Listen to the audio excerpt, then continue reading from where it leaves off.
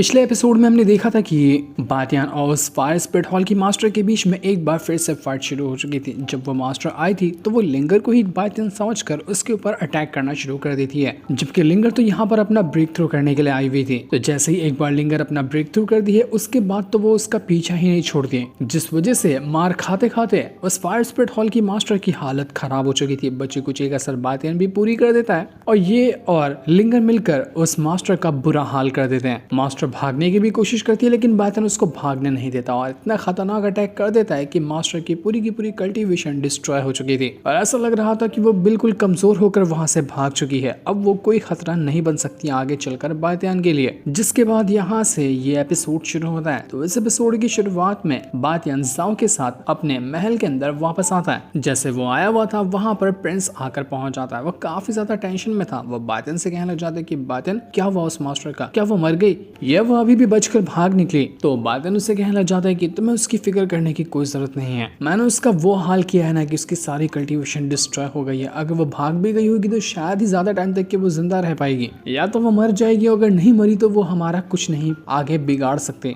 हमारे इस महल के ऊपर से इतना बड़ा खतरा अब खत्म हो चुका है, तो तुम्हें अब और फिक्र करने की कोई जरूरत नहीं है। तुम बिल्कुल सुकून से रह सकते हो। तो ये सुनकर प्रिंस की भी जान में जान आती है कि तो बहुत अच्छी खबर दी है तुमने। उसने तो पूरी तरह से नाक में दम करके रखा हुआ था। बादल उसे कहना चाहता है कि मैं तुमसे एक चीज पूछना चाहता हूँ कि क्या तुम्हें फैंग के बारे में पता चला कि आखिर वो कहाँ जाकर छुप गया है, क्योंकि उससे भी तो हिसाब किताब लेना बाकी है ना। आखिर कब तक वो मौज करते हुए छुपा रहेगा। तो प्रिंस कहने लग जाता है कि ऐसा कंफर्म तो न्यूज नहीं मिली, लेकिन मुझे जहां तक के पता चला है ना कि वो अभी बाजार में जो बना हुआ है बार जिसमें लोग शराब वगैरह पीने के लिए आते हैं, उसके अंदर किसी ने उसको देखा है। वो वहीं पर छुप कर बैठा हुआ था। तुम अगर चाहो तो वहां पर जाकर कंफर्म कर सकते हो। तो बातियान बिना समय वेस्ट किए सीधा सीधा जाओ के साथ उसी बार के लिए निकल जाता है ताकि वहीं जाकर उस फैंग को दबोच सके। जैसे ही जाओ और बातियान वहां बार के पास ही आया था कि वहां पर वही लड़की दोबारा से आ जाती है, जो कि कस्टमर को लड़कियां दिया करती है। ये यहाँ पर आने के बाद बातियान से कहने लग जाती है कि अरे बातियान तुम फिर से आ गए, आज कौन सी लड़की चाहिए? आज तो पक्का तुम्हें चाहिए ही होगा ना, आज बिल्कुल फ्रेश माल आया हुआ है तुम्हारे लिए।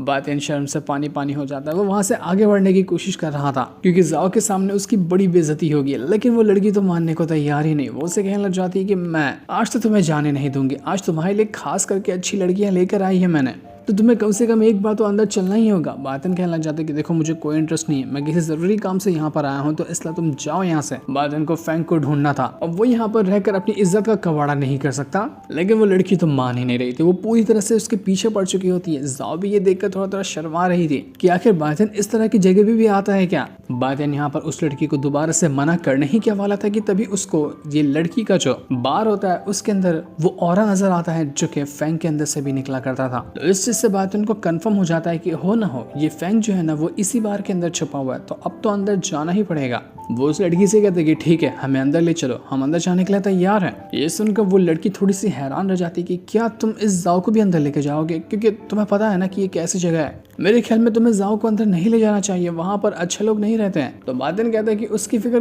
तुम्हें करने की कोई जरूरत नहीं है, कोई भी ऐसा बंदा जाओ के ऊपर आंख उठाकर भी नहीं देख सकता, ऐसा तुम उसकी चिंता मत करो। इसके बाद ये दोनों के दोनों बार के अंदर आकर पहुंच चुके थे। अंदर कई सारी लड़कियां डांस कर रही होती है, बहुत सारे लड़के लोग यहाँ पर आए थे जो सभी शराब के नशे में होते हैं और कई सारी लड़कियों के साथ मौज मस्ती कर रहे थे। बिल्कुल कोठे वाली फीलिंग आ रही थी यहाँ पर। वहां पर एक थोड़ा मोटू बंदा होता है, वो बिल्कुल अजीब ही लग रहा था। वो बातियान को देखकर आंखें मार रहा होता है, वो उसको इशारा कर रहा था ताकि बातियान उसके साथ आकर गुलू गुलू करे, जो देखकर बातियान शर्म से पानी पानी हो जाता है। वो उस लड़की से कहता है कि ये लो मेरी तरफ से ये स्पेशल स्टोन है, इसको तुम रखो और तुम यहाँ से चली जाओ, जो हमें चाहिए होगा ना हम दोनों यहीं पे ढूंढ लेंगे, और सभी से कहना कि कोई हमें डिस्टर्ब ना करे। इसके बाद बातियान इसी बार के अंदर उस फैंग को ढूंढने लग जाता है। हो ना हो फैंग ऊपर वाले कमरे में होगा, तो वो उसी तरफ जा रहा था, लेकिन तभी एक शराबी रास्ता रोक लेता है उनका। वो बातियान को साइड करते हुए जाओ के पास आता है और उसके साथ बदतमीजी करने की कोशिश कर रहा था। वो उससे कहता है कि आए हाय मोहतरमा कहाँ जा रही हो, आओ ना 2 पैक शराब एक साथ बैठकर पीते हैं,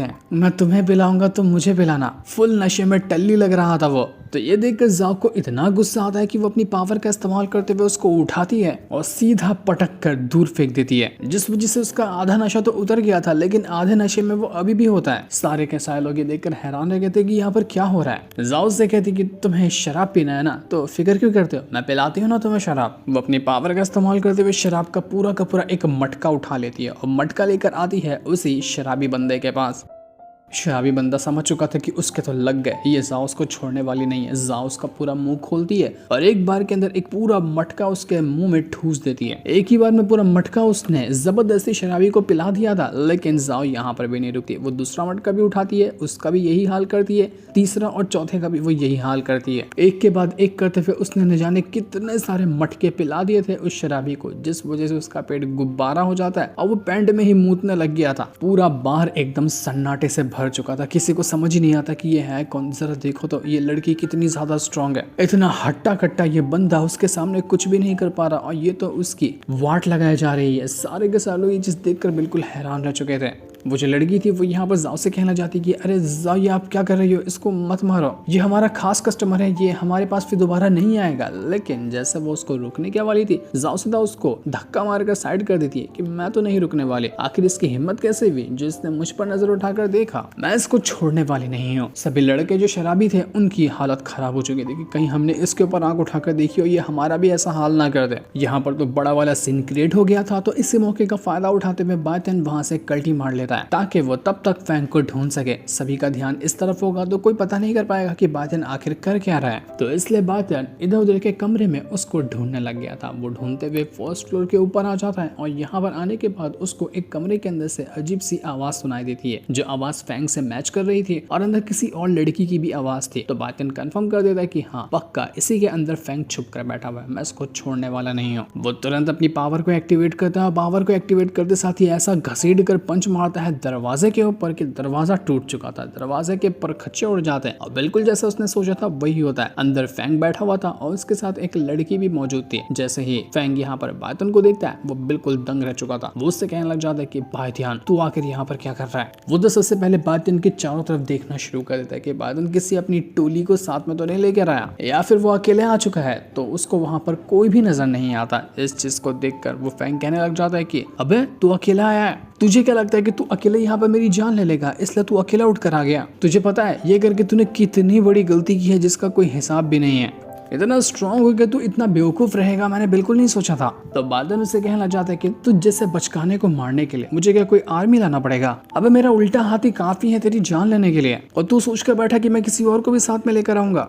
मुझे तो ये बात समझ नहीं आती कि आगे तुझे कॉन्फिडेंस कहाँ से मिल रहा है इस तरह से मुझसे बात करने का। मुझे तो देखते साथ ही तेरी पैंट गीली हो जानी चाहिए थी, लेकिन तू बड़ा एटीट्यूड में बात कर रहा है। लगता है कि कुछ ना कुछ खास चीज तेरे हाथ में लगी है। वो जो लड़की थी वहीं पर बैठी हुई वो बायतन से कहना चाहती कि अरे यार तुम यहाँ पर झगड़ा करने के लिए क्यों आए हो। तुम्हें पता है फैंग ना एनी टाइम तुम्हारी ही तारीफ कर रहा था कि तुम कितने एक्स्ट्राऑर्डिनरी हो, कितने कमाल के हो। तुम्हें पता है मेरा नाम कियान है और मैं आती हूँ फायर ट्राइब से। मैंने फैंग के मुंह से सुना कि तुम्हारे पास 3 हेवनली फायर है। हाल फिलहाल तो मैं फैंग के साथ हूँ और जो वो करना चाहे वो मेरे साथ कर सकता है, लेकिन अगर तुम यहाँ पर अपनी हेवनली फायर मुझे बेचने के लिए तैयार होते हो ना तो मैं तुम्हारे साथ हो जाऊंगी। उसके बाद तुम जो करना चाहो मेरे साथ तुम वो कर सकते हो, पर इसकी कीमत यही है कि तुम्हें अपनी हेवनली फायर मुझे देनी होगी। मैं तुम्हें इस तरह से सेटिस्फाई करूंगी जिसका तुम सोच भी नहीं सकते। इसलिए लड़ाई करना बेहतर ऑप्शन नहीं होता है, हमेशा लड़कर कोई फायदा नहीं होता। कभी कभी दिमाग से कभी कभी फीलिंग से भी खेलना बेहतर होता है। बायतन को ये सुनकर बहुत ज्यादा गुस्सा आ रहा था कि आखिर इसकी हिम्मत कैसे हुई जो इस तरह से मुझसे ये बात कर रही है। जिसने भी मेरी हेवनली फायर को लेने के बारे में सोचा है ना, आज तक कि वो जिंदा बचा ही नहीं है, तो इसका भी वही हाल करना पड़ेगा। बायतन यहाँ पर अटैक करने के लिए तैयारी हो रहा था कि इससे पहले ही बाहर से एक बहुत ही स्ट्रॉन्ग पाम अटैक आता है जो सीधा जाकर उस लड़की को लग चुका था, जिस वजह से उस लड़की की हालत खराब हो जाती है। ये पाम अटैक किसी और ने नहीं किया था बल्कि किया था जाओ ने, जो कि यहाँ पर आई हुई थी। बायतन को देखकर वो जाओ कहने लग जाती कि अरे बायतन तुम यहाँ पर आकर इनसे बहस कर रहे हो, इनको तो देखते साथ ही जान से मार देना चाहिए था, तुम तो टाइम पास करने लग गए। चलो आ जाओ, लगता है कि मैंने बिल्कुल सही टाइम पे एंट्री मारी है।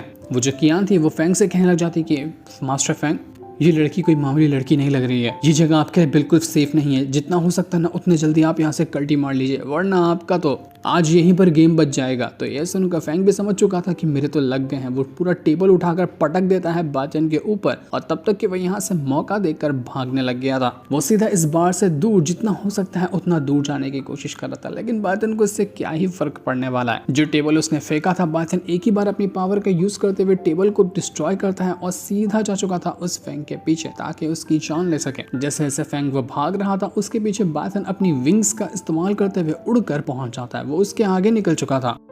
बातियन उससे कहना चाहते कि क्या हुआ फैंग, तुम भाग नहीं पा रहे या तुम्हारी टांगें इतनी कमजोर हो गई कि तुम स्पीड से भाग भी नहीं पा रहे हो? देखो तुमसे जल्दी तुमसे आगे निकल कर आ गया मैं। तो यह सुनकर फैंग समझ चुका था कि कुछ ना कुछ तो करना पड़ेगा। वो तुरंत अपनी स्वॉर्ड बाहर निकालता है और बातियन के ऊपर अटैक करने की कोशिश करता है, लेकिन कोई फायदा नहीं होता। जहां वो अटैक करने जाता, बातियन खुद को टेलीपोर्ट करता और जहां सामने से वो अटैक कर रहा था, बातियन पीछे से आने के बाद इतना घसीट कर उसको पंच मार देता है कि मानो कि उस फैंग का जबड़ा टूट गया हो। फैंग की हालत खराब हो चुकी थी। बातियन यहाँ पर भी नहीं रुकता, एक के बाद एक करते हुए वो फैंग के ऊपर अटैक करने की कोशिश में लगा हुआ था। फैंग उसके सभी अटैक को रोकता है, लेकिन फैंग उतना कुछ खास कर नहीं पा रहा था। दोनों भागते हुए एक गली के अंदर आकर पहुंच चुके थे जहां सामने डेड एंड होता है। ये दोनों के दोनों इस गली के अंदर फंस चुके थे। फैंग समझ चुका था कि यहाँ से भागना काफी मुश्किल होगा, तो जो करना है वो यहाँ पर फाइट के साथ ही करना पड़ेगा। वो बातियन से कहना चाहता है कि बातियन तू मेरा पुराना दुश्मन बन चुका है, अगर मैंने यहाँ पर तुझे नहीं मारा ना तो मुझे तो गारंटी है कि मेरी जान चली जाने वाली है, इसलिए मैं अपनी पूरी जान लगाकर तुझे मारूंगा।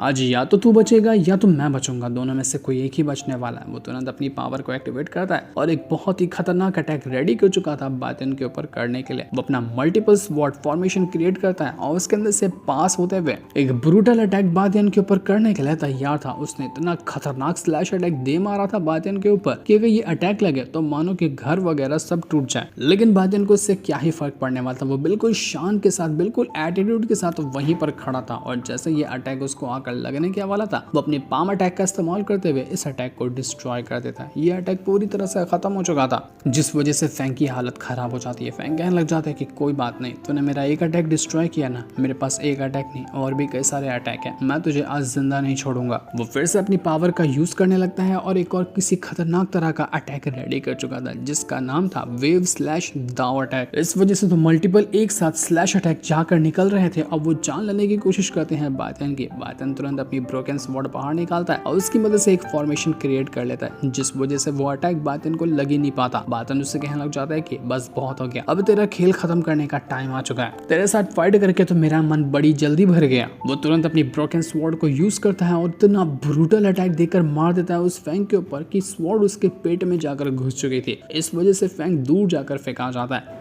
कंफर्म तो नहीं दिखाया गया कि ये मर गया या फिर अभी भी जिंदा है, लेकिन वो बेहोश पक्का हो गया था। एक ही अटैक में वो बेचारा वहां पर ढेर हो गया। दूसरी तरफ वो जो कियान होती है वो भागने की कोशिश में लगी हुई थी, लेकिन जाओ उसको थोड़ी ना भागने देगी, वो उसके पीछे पड़ी हुई थी। कियान अपने पास से उसका जो म्यूजिकल इंस्ट्रूमेंट होता है उसकी मदद से अटैक कर रही थी जाओ के ऊपर, पर उसके किसी भी अटैक का जाओ के ऊपर कोई असर नहीं होता। जाओ अपना पावर का यूज करते हुए उसको बहुत मारती है। जितनी बार वो लड़की भागने की कोशिश करती उतनी बार वो मार खा जाती, जिस वजह से वो लड़की समझ चुकी थी कि बाहर भागना इन दोनों के चुंगल से बहुत ज्यादा मुश्किल है। वो कहने लग जाती है कि तुम लोग कुछ भी क्यों ना कर लो, मुझे ना बातियन की वो जो हेवनली फायर है वो पसंद आ गई है। अब यहाँ पर मेरे साथ कुछ भी क्यों ना हो जाए, मैं वो हेवनली फायर लेकर रहूंगी। उन हेवनली फायर को मेरे चुंगल से कोई नहीं बचा सकता। तो वो दोबारा से यहाँ अपनी पावर का यूज करने लग गई थी, लेकिन क्या वो यहाँ बातियन से उसकी हेवनली फायर छीन पाएगी, ये तो अभी हमें नहीं दिखाया जाता। ये हमें पता चलेगा नेक्स्ट एपिसोड के अंदर, जिस सीन को दिखाते साथ ही ये वाला एपिसोड यहीं पर एंड हो जाता है। Thanks for watching.